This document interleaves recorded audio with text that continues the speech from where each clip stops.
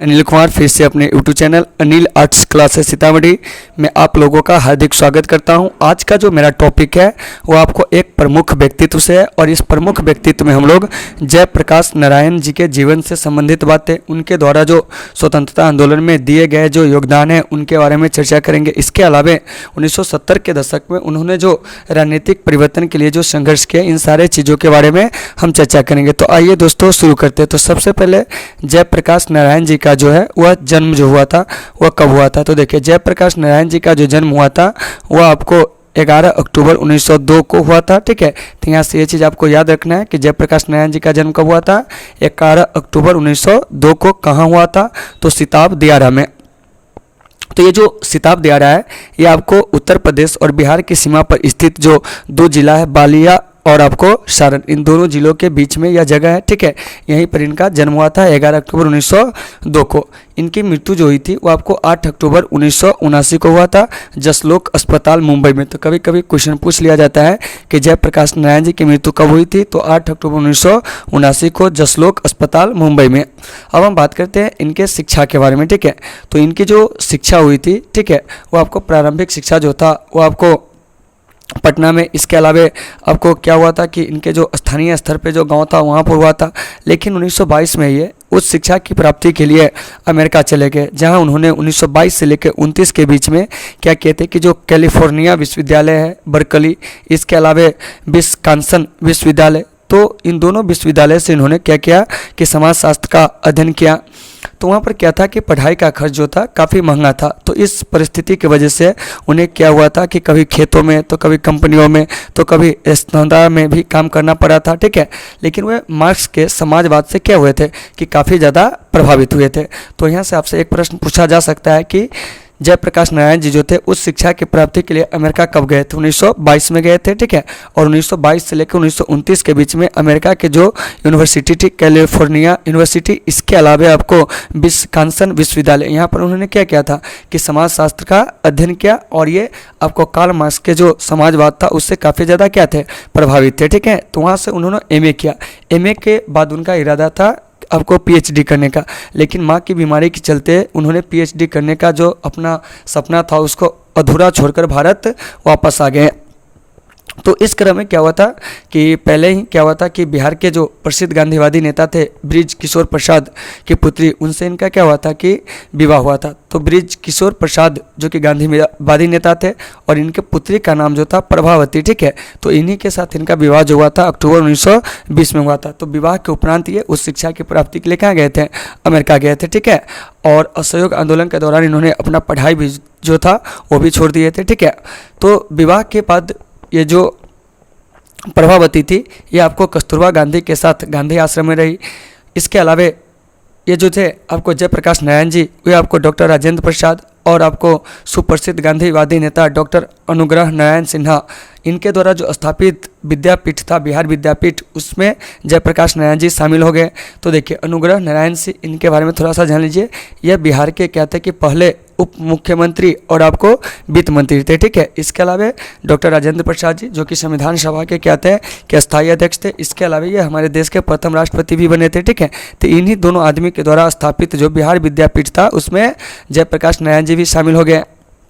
1932 में गांधी जी, नेहरू और अन्य महत्वपूर्ण कांग्रेसी नेताओं के जेल जाने के बाद उन्होंने क्या किया कि भारत के अलग अलग हिस्सों में जो स्वतंत्रता आंदोलन था उसका नेतृत्व किया। लेकिन अंततः उन्हें भी क्या हुआ था कि मद्रास से सितंबर 1932 में गिरफ्तार कर लिया गया और उन्हें नासिक जेल में क्या कर दिया गया, भेज दिया गया। तो नासिक जेल में उन्हें कांग्रेस के कई सारे बड़े नेताओं से क्या हुई, मुलाकात हुई। ठीक है, तो 1934 में इन्होंने जेल के अंदर ही कांग्रेस सोशलिस्ट पार्टी का क्या कर दिया, गठन कर दिया। इसके बाद क्या हुआ था कि 1948 में उन्होंने कांग्रेस समाजवादी दल का क्या किया, नेतृत्व किया और बाद में गांधीवादी दल के साथ मिलकर समाजवादी सोशलिस्ट पार्टी की स्थापना की है। ठीक है, तो यहाँ से आपसे प्रश्न किया जा सकता है कि ये जो समाजवादी सोशलिस्ट पार्टी थी इसकी स्थापना कौन किए थे, तो जयप्रकाश नारायण जी ने। और ये जो समाजवादी सोशलिस्ट पार्टी थी इसमें आपको दो दल जो था वो शामिल था। ठीक है, तो इसमें जो दो दल था वो आपको कौन कौन था, ठीक है, तो इसमें एक दल जो था समाजवादी दल था और एक जो था आपको ये क्या कहते हैं सोशलिस्ट पार्टी था। दोनों को मिलाकर क्या कर दिया गया, समाजवादी सोशलिस्ट पार्टी बनाया गया, ठीक है, जिसका नेतृत्व जो था वो आपको जयप्रकाश नारायण जी ने किया।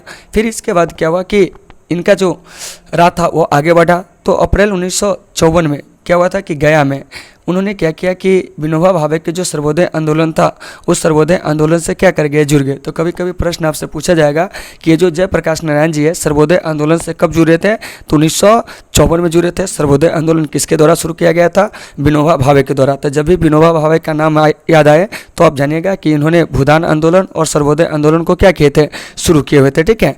और आचार्य विनोबा भावे जो थे इन्हें क्या हुआ था कि सबसे पहले रमन मैग्सेसे अवार्ड से क्या किया गया था, सम्मानित किया गया था।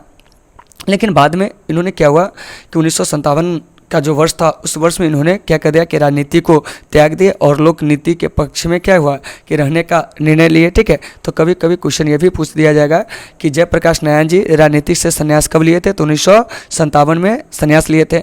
लेकिन आगे क्या था कि नियति को कुछ और ही मंजूर था, ठीक है।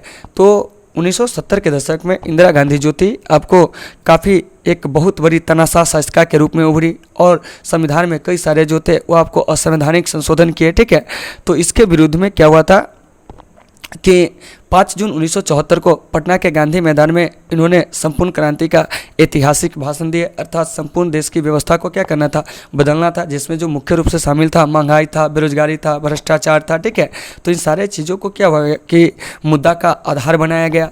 तो इससे में क्या हुआ था कि इंदिरा गांधी जो थी वो आपको तिलमिला गई, यानी कि इसके तिलमिलाने का वजह यह था कि 1971 का जो लोकसभा चुनाव था उस लोकसभा चुनाव में इंदिरा गांधी जो थी धांधली की हुई थी और इनके जो विपक्षी उम्मीदवार था राजनारायण, उन्होंने इलाहाबाद हाई कोर्ट में ये क्या हुआ था कि चुनाव में जो धांधली हुई है उसके खिलाफ उन्होंने रिपोर्ट दर्ज की थी, मतलब करवाए थे, ठीक है।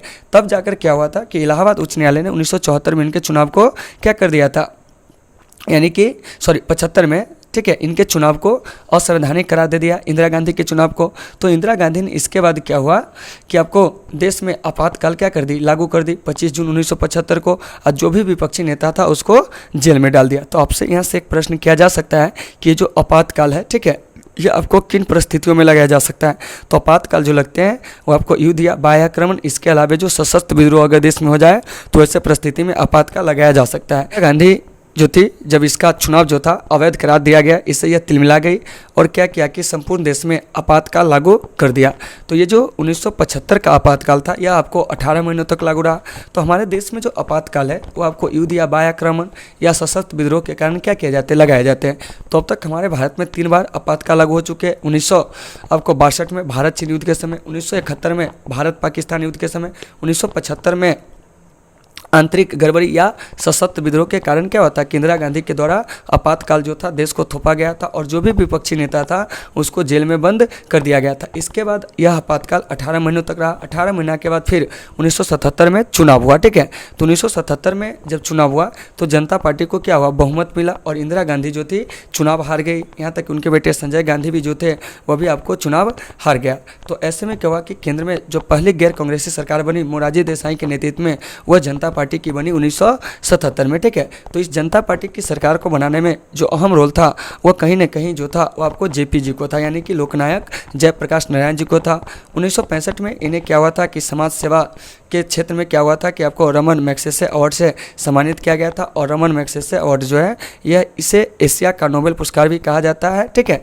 तो ऐसे अवार्ड से भी इन्हें सम्मानित किया गया था। और रमन मैग्सेसे अवार्ड जो है अभी आपको 6 क्षेत्रों में दिए जाते हैं। 3 चीज़ को भी आप याद रखेंगे, ठीक है।